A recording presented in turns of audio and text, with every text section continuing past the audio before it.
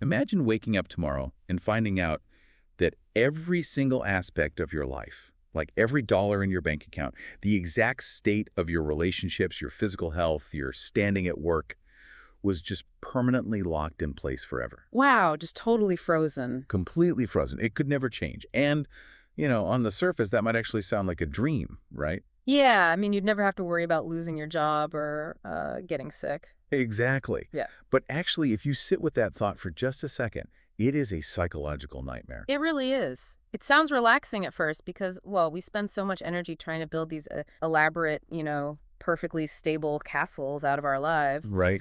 We view literally any sudden change as a direct threat to that castle. We treat unpredictability like it's some kind of punishment.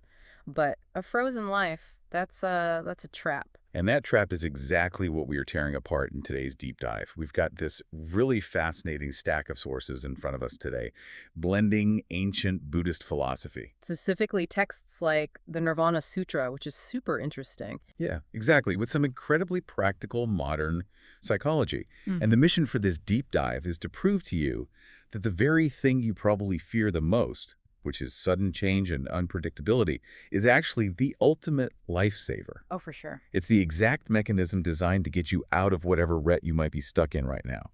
But to get there, I mean, we have to completely redefine a concept that usually triggers a lot of anxiety for people, which is impermanence. Mm-hmm. In this philosophical framework, there's this profound realization that while we fear impermanence because, it might knock over our carefully built castles, a perfectly unchanging world would actually mean that your destiny is totally fixed. Okay, let's unpack this for a second. Mm-hmm. Because why is a fixed destiny so terrifying? Because, again, part of my brain is screaming that never changing just means no sudden disasters. Right, but think about what never changing means for someone who isn't already sitting at the top of the food chain. Ah, I see. If the world were truly permanent, it would mean poverty is just an eternal inheritance. If you were born into suffering, that pain would be a life sentence without parole. Wow. Yeah, cause and effect would be welded together forever. There would be absolutely no room for growth and honestly no hope for improvement. It is the ultimate terrifying fatalism. Oh, man. Okay, so if you're born at the bottom, you just stay at the bottom. Exactly. It's like being dropped into a horribly rigged video game. Oh, that's a good way to put it. Imagine your character spawns into the game with 0 coins, terrible stats, no armor. If the game's code is permanent, doesn't matter how hard you grind. Right. You can't level up. Right, you can't find better gear. Yeah. Yeah. You are just locked in that miserable state forever. That is the perfect way to visualize it. If the code can't be rewritten, you have zero agency. The sources actually use a really visceral organic analogy for this, which is a seed. Mm-hmm. If a seed rigidly maintained its truth-like, if it stubbornly held onto its identity as this hard little seed and never changed, It would just stay a seed. yeah, it would just remain a shriveled, dry shell forever in the dirt. To become a towering tree, it literally has to break its own form. It has to destroy itself in a way. Exactly. It has to experience impermanence. In this philosophy, the concept of emptiness doesn't mean some depressing nothingness. Right, because that's usually how people interpret it. Exactly. But here, it means infinite possibility. Because nothing is permanently fixed, everything is fluid. The shell can break, the roots can push through the soil. That makes a lot of theoretical sense, but I mean, it's easy to talk about infinite possibility when you're sitting in a comfortable room. Oh, for sure. I want to see how this actually plays out when things are truly dire. And there's this incredible historical narrative in our sources from ancient India, specifically in the kingdom of Sravasti. Oh, the story of Niti. Yes, about a man named Niti. Niti's story is probably one of the most profound illustrations of the trap of permanence you'll ever come across. It really is. Just to set the scene for you listening, Niti wasn't untouchable. He was at the absolute bottom of a rigidly casted, inescapable social hierarchy. The absolute bottom. Yeah, his entire existence consisted of being a night soil carrier, literally carrying human waste through the back alleys of the city. And he felt his destiny was eternally fixed to that filth. Which, makes sense given the culture. Right. He watched his father die holding the exact same wooden scoop he now held, and he knew his future children would inherit it too. And we really have to remember the immense weight of that society. I mean, if someone of Niti's caste even let their shadow touch a nobleman, It was considered an unforgivable sin. The social structure was like cast iron. Right. And here's where I found this fascinating psychological paradox in the notes. Oh, about his paralysis. Yes. Wait, so Niti was terrified of any change that might disrupt his meager survival, but he was equally terrified that his miserable life would never change. That is a fascinating paralysis. It is, and doesn't that sound incredibly familiar? Yeah, honestly, it does. We see this all the time today. The human brain actually prefers predictable misery over unpredictable joy. Wait, really? Predictable misery? Yes, it's a survival mechanism. We cling to situations that make us miserable, like a toxic workplace or a dead-end relationship, simply because the parameters are known. Wow. Niti equated his unchanging, agonizing routine with safety. But then the Buddha visits the city. Right, and Niti just completely panics. Totally freaks out. He's terrified of his own unworthiness, so he tries to hide in a dark alley, like practically pressing himself into the wall, just to avoid even breathing the same air as the holy men. Yeah. But the Buddha walks right up to him, and Niti's shaking, he's covered in physical waste, fully expecting to be struck or punished. But the Buddha just looks at him and asks us a single question. Do you think your lowliness is eternal? Yes. Do you think your lowliness is eternal? Just think about the psychological impact of that question. It completely collapses Niti's worldview. He has literally never once considered that his lowliness had an expiration date. Right. The Buddha then asks his disciple to take Niti to the Ganges River and wash him. I feel like there's a lot of heavy lifting happening with that river imagery in the text. Oh, absolutely. The water didn't just wash away the physical dirt. It was this powerful physical demonstration of a core Buddhist concept, the difference between Yuan and Ming. Okay, let's break those down because those terms popped up a lot in the research and I want to make sure we get them right. Yeah, of course. So Yuan roughly translates to temporary conditions or circumstances. Okay, Yuan is temporary. Right. And Ming translates to fixed destiny. Society had basically convinced Niti that his status was Ming, this fixed, inescapable destiny baked into his very soul. Oh, I see. But the river proved to Niti that the filth and the smell were just Yuan, temporary conditions, because the water could wash it away. It wasn't permanent. Right. And if the physical dirt wasn't permanent, then the social identity attached to it wasn't permanent either. His entire identity as a lowly night soil carrier was just an illusion created by circumstance. So society had basically weaponized Ming to keep him in his place. Exactly. And when he realizes he's actually governed by Yuan, it shatters the whole illusion. He ends up actually joining the monks, which, reading the sources, caused absolute chaos in the city. Oh, it was a massive scandal. Yeah, King Prasenajit is so furious. He literally rides his chariot out to confront the Buddha, basically accusing him of breaking the sacred laws of the universe. And how does the Buddha respond? He uses that exact seed analogy we talked about earlier. Right. He tells the king that demanding Niti stay a waste carrier forever is like demanding a seed never sprout. It completely silences the king. But the part of the story that really stuck with me happens a bit later. A plague hits the city. Right, a devastating plague. And the nobles and wealthy merchants who used to throw stones at Niti are dying in the streets. Their wealth and their caste are just completely useless against the disease. And the person who goes into the alleys to wash and care for these plague-ridden nobles is Niti. Yes, and the mechanism behind why he could do that is so crucial.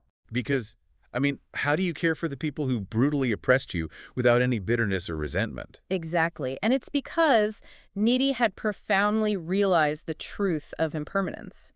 He realized that the self who was insulted, the self who had rocks thrown at him years ago, literally no longer existed. Wait, so because that past version of him was gone, there was nowhere for the resentment to stick? Precisely. If you realize your past self is just an illusion that has already passed away, resentment loses its anchor. That's wild. Understanding impermanence allowed him to have pure, unattached compassion. The ego was completely removed from the equation. Man, it's easy to see how letting go of a fixed identity helps when that identity is literally covered in filth.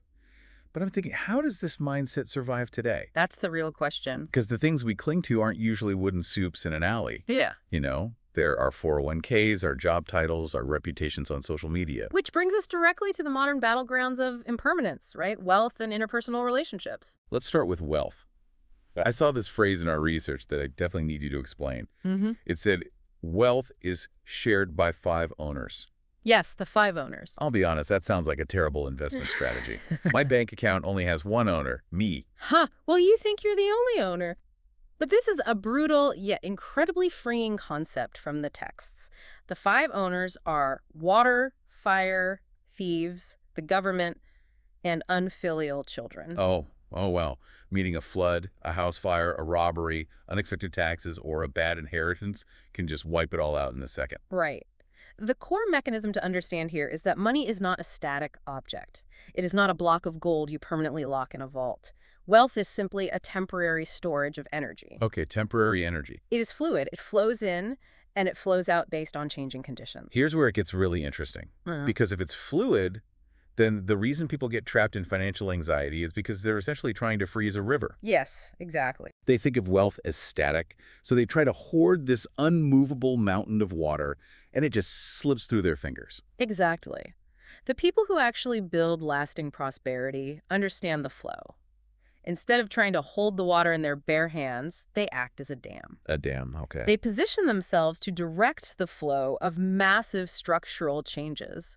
Just think about the huge economic shifts we've seen just in our lifetimes. Yeah, I mean, from traditional manufacturing to the internet boom, and now this massive wave of artificial intelligence. Those are massive waves of impermanence. If you cling to the old model, demanding that your specific industry stay permanent forever, you just get crushed by the wave. Right, you drown. But if you embrace the impermanence, you realize those structural collapses are actually creating cracks and opportunities for you to move upward. You adapt, you build a new dam, and you capture the flow of that new energy. Okay, so stop trying to freeze the bank account and start observing where the river is flowing next. I can totally wrap my head around that for economics. But what about other people? Because human beings are infinitely more complicated than money. And honestly, when someone hates me or insults me, that emotion feels extremely permanent in the moment. Oh, it definitely feels permanent. But if human emotions were actually permanent, you would be doomed. How so? Think about it. If hate or bias were fixed states, enemies could never become allies. A simple misunderstanding could literally never be resolved. And the sources refer to understanding this as gaining social immunity, which is such a powerful term. It is a great term. Social immunity is the psychological armor you get when you stop agonizing over someone's negative opinion of you. Okay. Let's say your boss absolutely bites your head off in a meeting.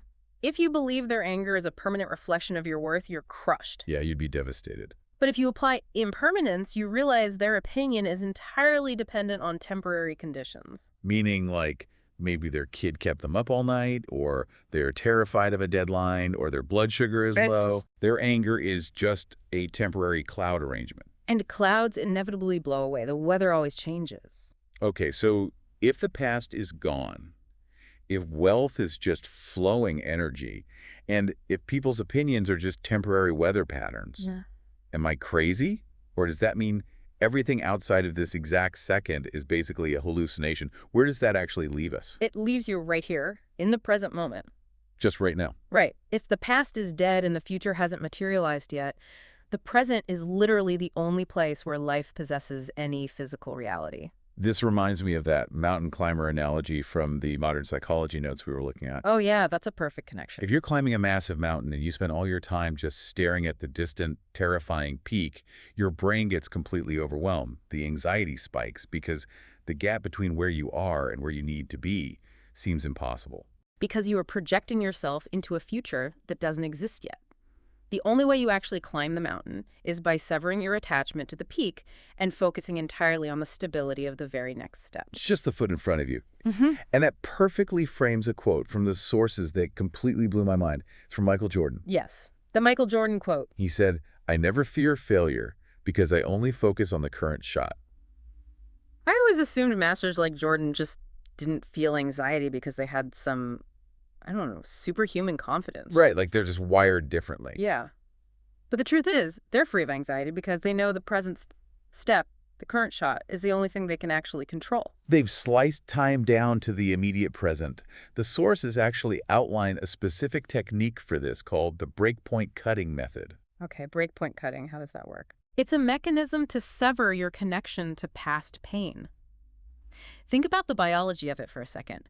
The version of you who failed a test or bombed a job interview or got dumped a minute ago, that version of you literally died with the passing of that second. Wait, really? Yes. Your cells have metabolized, your neurons have fired new patterns, the earth has physically rotated. You literally are not the same entity. Wait, so the intense embarrassment or pain I feel about something that happened yesterday isn't actually happening now?